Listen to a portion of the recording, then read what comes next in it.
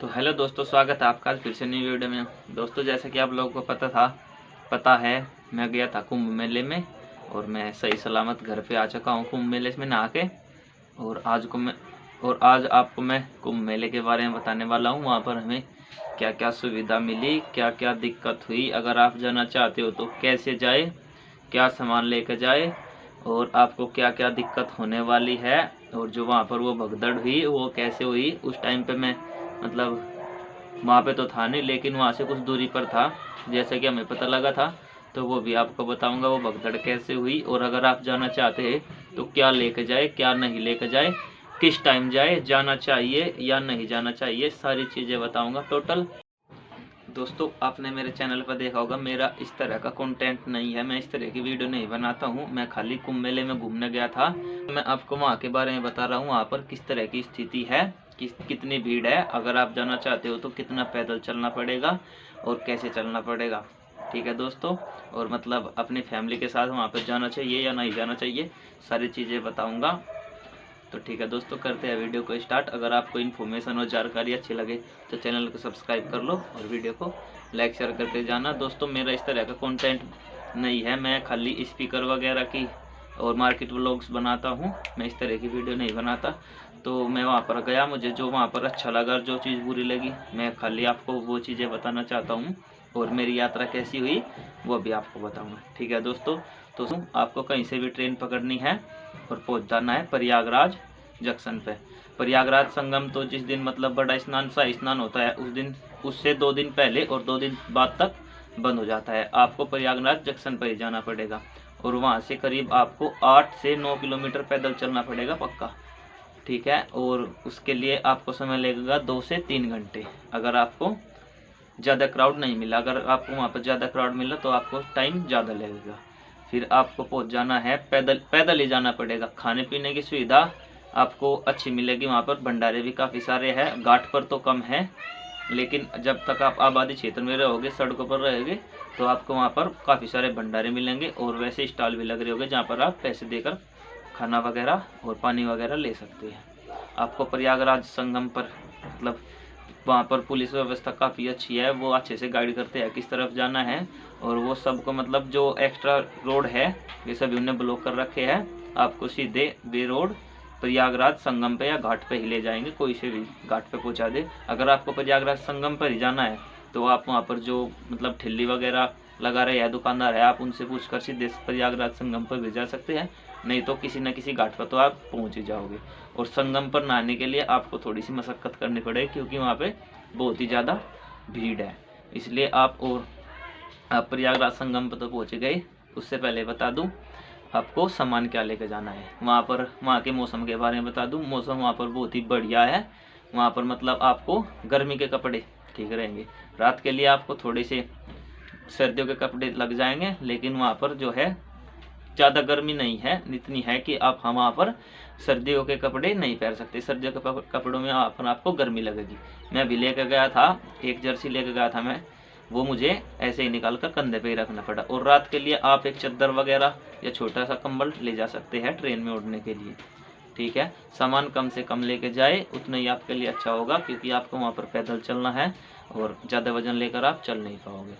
ठीक है, और बच्चे को तो ना ही लेकर जाए तो ही अच्छा है, क्योंकि वहाँ पर भीड़ ज़्यादा है, इतनी ज़्यादा नहीं है। जिस दिन शाही स्नान होता है उस दिन बहुत ज़्यादा भीड़ होती है, अगर आप वैसे ही जाना चाहते हो तो वहाँ पर ज़्यादा भीड़ नहीं है, नॉर्मल भीड़ है। भीड़ तो जैसे कि मेला है तो भीड़ तो होगी, और मतलब अगर आप अपने हिसाब से चलोगे तो नुकसान आपको हो सकता है, लेकिन अगर जो आप वहाँ पर जो प्रशासन ने व्यवस्था की है उनके हिसाब से चलोगे तो आपको वहाँ पर दिक्कत ना ही हो, खाली आपका टाइम ज़्यादा लग सकता है पुलिस प्रशासन के हिसाब से, लेकिन आपको परेशानियाँ बहुत ही कम होगी।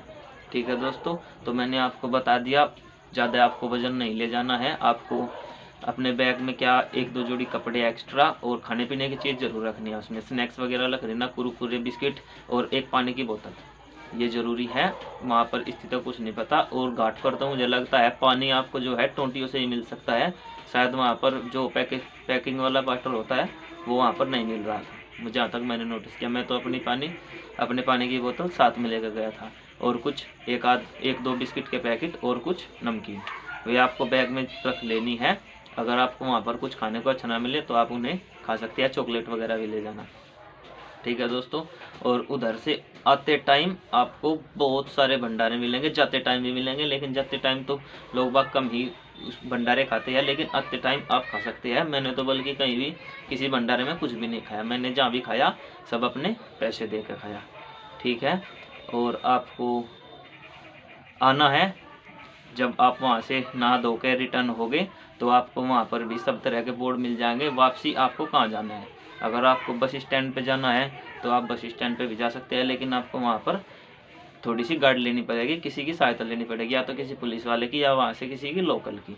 और अगर आप प्रयागराज जंक्शन पे आना चाहते हो तो वहाँ के लिए बहुत चौड़े बड़े रास्ते हैं, आसानी से आप वहाँ पर जा सकते हो। और अब मैं आपको अपनी यात्रा के बारे में बता दूँ, मेरी यात्रा कैसी रही। मेरी यात्रा दोस्तों काफ़ी अच्छी रही, बस मुझे जाने में कोई दिक्कत नहीं हुई, घाट पे जाने में कोई दिक्कत नहीं हुई। मैं उसी दिन गया था जिस दिन वहाँ पर वो भगदड़ हुई, उसके बारे में बताऊँगा आपको, उसका क्या सीन हुआ। जैसा कि मैंने वहाँ पर कुछ लोगों से बात की और एक बंदा मुझे वहाँ पर ऐसा ही मिला जो उस भगदड़ में वहाँ पर था, तो उसके बारे में बताऊँगा कि वहाँ पर कैसे हुआ।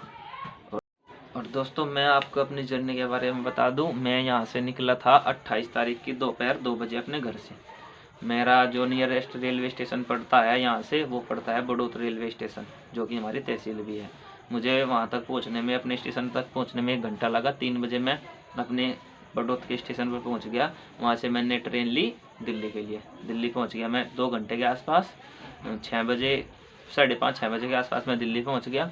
फिर वहाँ से मैं मेट्रो लेके नई दिल्ली स्टेशन पर पहुंच गया। घर से तो मैं अकेला ही निकला था। वहाँ पर मुझे पड़ोस के गांव के 7-8 लड़के और मिल गए, फिर हम सारे साथ में हो लिए। फिर वहाँ पर हमने टिकट लिया। और टिकट के बारे में बता दूं दोस्तों, टिकट आपको जरूर ले लेना है। इधर से तो आपको टिकट आसानी से मिल जाएगा। इधर से तो आप ऐसे करना नहीं चाहिए, बिना टिकट की यात्रा नहीं करनी चाहिए। लेकिन अगर आप इधर से बिना टिकट के जाओगे प्रयागराज जंक्शन पे तो आपकी वहाँ पर चेकिंग नहीं होगी। और जैसे ही आप उधर से वापसी आओगे तो आपकी हर स्टेशन पर चेकिंग होगी। और टीटी बिल्कुल भी बात नहीं मानने की कि आप प्रयागराज से आए हो और वहाँ पर हमें टिकट की सुविधा नहीं मिली है, टिकट हमने नहीं लिया, तो आप पर जुर्माना पक्का लगेगा। मैं ये बता दूं, मुझ पर भी जुर्माना लगते लगते बचा। मेरे साथ जो और बंदे थे वे उनके साथ उनका मतलब टीटी ने पर्ची काट दी। वो मुझसे पीछे थे, मैं आगे था, तो मैं तो टीटी से बच गया, लेकिन उन वे मुझसे पीछे थे, उन 4 को पकड़ लिया। 5 बंदे थे हम, और उनसे मतलब 450 रुपये चार्ज कर लिए, उनकी पर्ची काट दी। तो आपको उधर से आते टाइम पक्का टिकट ले लेना है। इधर से जाते बार चाहे आप ना भी लो तो भी चल जाएगा, क्योंकि वहाँ पर प्रयागराज पे इतनी भीड़ है, वहाँ पर चेकिंग नहीं हो रही टिकट की किसी भी तरह की। लेकिन जैसे ही आप दिल्ली अपने स्टेशन पर उतरोगे तो आपकी वहाँ पर चेकिंग हो सकती है और आपका चालान कट सकता है। तो ज़रूर टिकट लेकर आए उधर से। और उधर से तो मतलब हमने पुलिस वाले से पूछा कि टिकट कहाँ मिलेगा, वहाँ पर इतनी भीड़ है, वो बोल रहे हैं टिकट की ज़रूरत नहीं है, वे बस आपको वहाँ से किसी भी तरह ऐसा है कि आप वहाँ से निकल जाओ अपने घर के लिए, उनकी जान छूटे, आप ट्रेन में बैठो और निकलो। आपको जहाँ पर भी मतलब आपकी ट्रेन रुके वहाँ से कैसे भी करके टिकट ले लेना है, नहीं तो फिर आप अपनी पर्ची कटवा लेना। यही 2 ऑप्शन है, या तो आप प्रयागराज से टिकट ले लें अपना, नहीं या फिर अपने पर्ची कटवा लो। ठीक बात रही है। और मेरे साथ क्या हुआ, हाँ मैं यहाँ से दिल्ली से ट्रेन क्या पकड़ी, मैं तो रह गया टिकट लेने के चक्कर में। मैं और मेरे साथ 4 लड़के और जो बाकी 5 लड़के बचे वे चढ़ गए, कौन सी ट्रेन वो थी, सैनिक एक्सप्रेस। हाँ सैनिक एक्सप्रेस में चढ़ गए। उनको तो खाली खिड़की पे खड़े होने की जगह मिल गई, हमें ट्रेन में चढ़ने की भी जगह नहीं मिली, इसलिए मैं रह गया। मैं और मेरे साथ 4 लड़के और स्टेशन पे प्लेटफार्म पर खड़े। हमने उनको बोला कि भाई उतर जाओ, वे नहीं उतरे। वे बोले कि हम तो जा रहे, तब आ जाइए अपना। ठीक है, हमने उनको बाय कर दिया, वे चले गए हमसे पहले। उसके बाद 1 घंटे बाद हमारी ट्रेन चली पुरुषोत्तम एक्सप्रेस। उसमें हमें थोड़ी सी बैठने की भी जगह मिल गई, और हाँ उसमें हम चढ़ गए, बैठने की जगह मिल गई। चारों के 4 लड़के, कोई मतलब एक साथ तो नहीं बैठे, थोड़े बहुत आगे पीछे चढ़ गए हम डिब्बे में, और हमें थोड़ी सी जगह में मिल गई। ठीक है, और हमारी ट्रेन चली यहाँ से 10 बजे नई दिल्ली से, और हम वहाँ सुबह 8 बजे, शायद 8 बजे हम वहाँ पे उतर गए प्रयागराज जंक्शन पे। और जो हमसे पहले लड़के चले थे वे तब तक थे 8 बजे वे कानपुर तक पहुँचे। उनकी ट्रेन पता नहीं कैसे मतलब पैसेंजर थी या क्या थी, हमारी तो एक्सप्रेस गई सीधी, वो बीच में 2 जगह रुकी, और हमें प्रयागराज छोड़ दिया उन्हें। वे लड़के पहुँचे वहाँ पर जो हमसे पहले चले थे 2 बजे, और 2 बजे हम 8 बजे स्टेशन पर उतर के फ्रेश होकर मतलब हाथ पैर धो के खाना पीना खा के कुछ थोड़ा बहुत हम सीधे प्रयागराज संगम पर लगे जाकर। और वहाँ पर हमने पहले तो बोट देखने की तैयारी करी कि चलो बोट में बैठ कर अंदर प्रयागराज संगम में ही, मतलब जहाँ पर त्रिवेणी संगम है वहीं पर जाकर नहाएंगे। लेकिन वो जो है उन्होंने वहाँ पर मतलब घाट पे ही बोट मिलती थी पहले, लेकिन अब वो ज़्यादा भीड़ होने की वजह से वो घाट बंद कर रखे उन्होंने। बोट क्लब अलग से बना रखा, वो था करीब वहाँ से 3-4 किलोमीटर दूर, इसलिए हमने वहाँ जाने का प्लान कैंसिल करा। हम सीधे बैग लेकर अपने प्रयागराज संगम पे पैदल ही पहुँच गए। और हम इतनी भीड़ में फंस रहे थे वहाँ पे कि मैं मतलब अपना बैग सर पे रख के मोबाइल और पैसे निकालने का मुझे बस 4-5 सेकंड मिली। मोबाइल और अपना पैसे जो भी थे मेरे पास वो मैंने बैग में डाल ले, और ऐसे ही पूरे कपड़े सहित मैं पूरे संगम में कूद गया अंदर ही।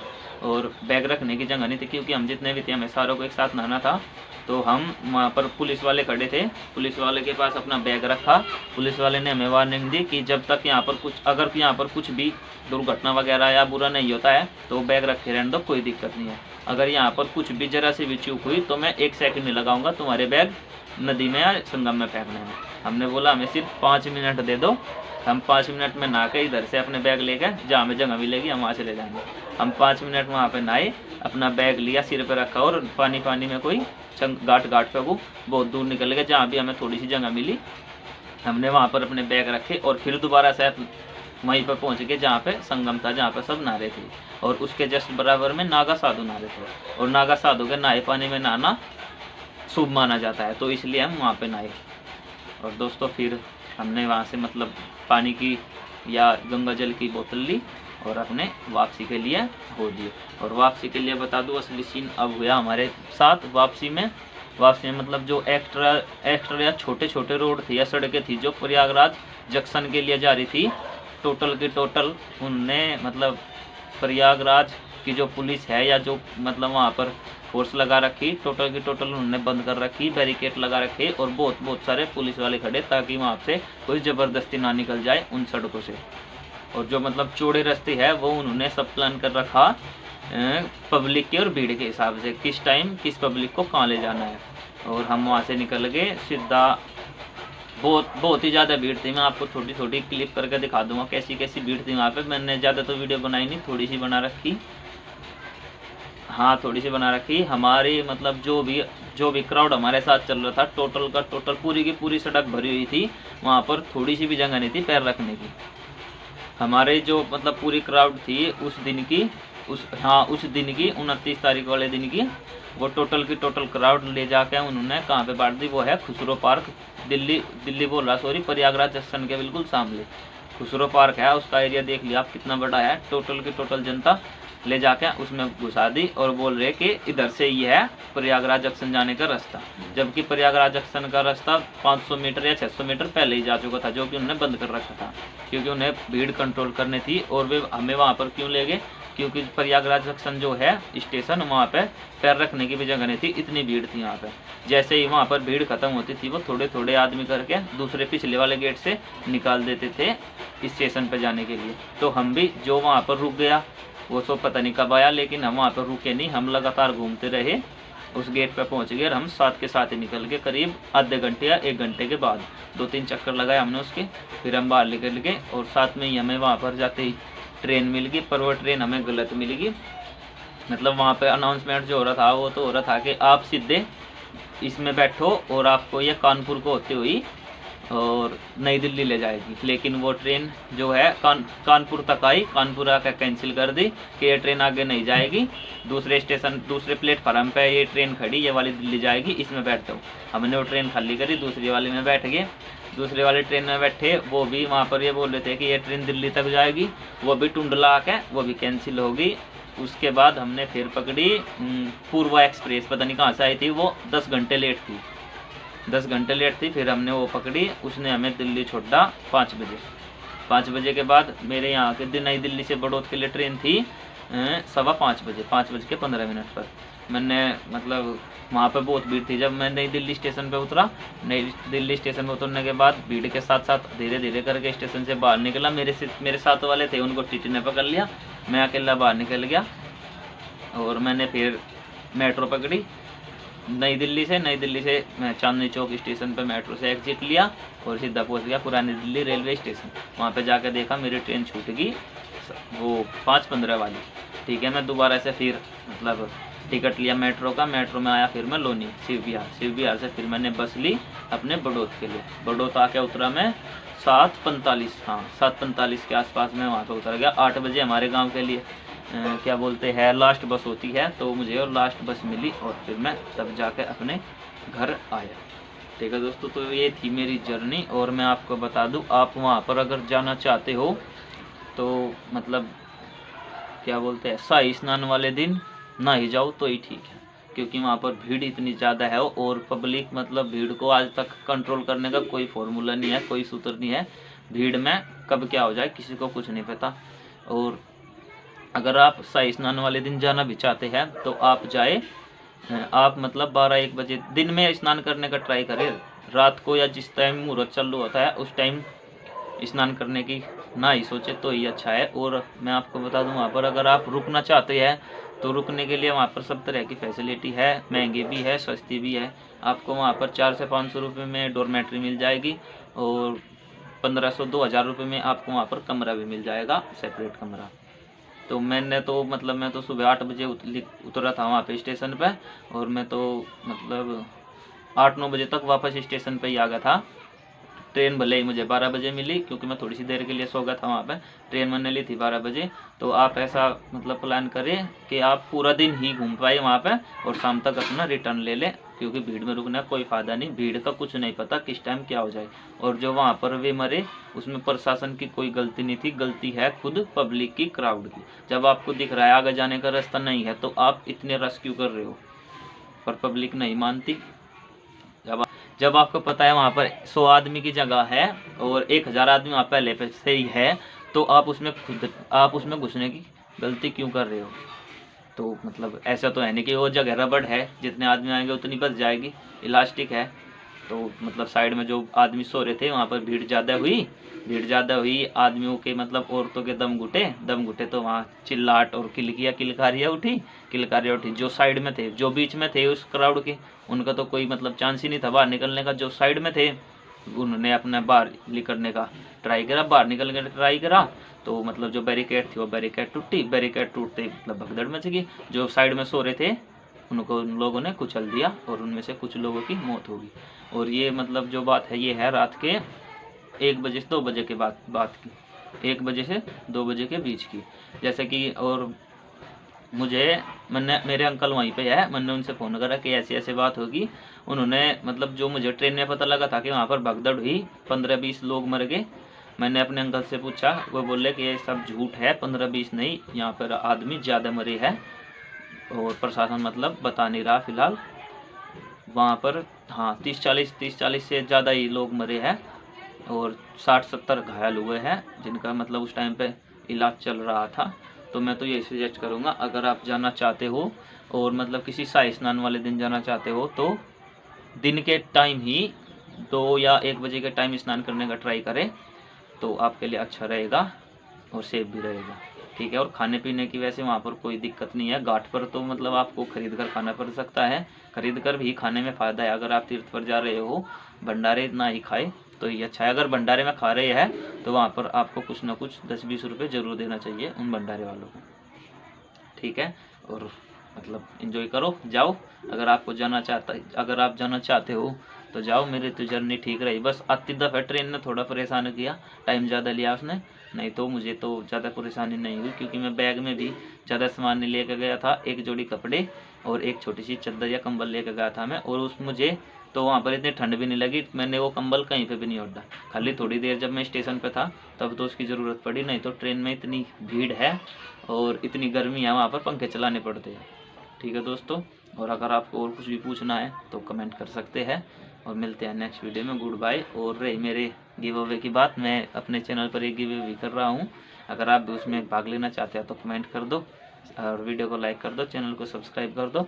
और उसका जो मतलब गिव अवे की जो वीडियो है, जो उसका सिलेक्शन है, जो उसके विनर है, उसको मैं कल को लाइव ही मतलब लाइव शूट करूँगा, उसको लाइव ही बताऊँगा कौन कौन जीत रहा है।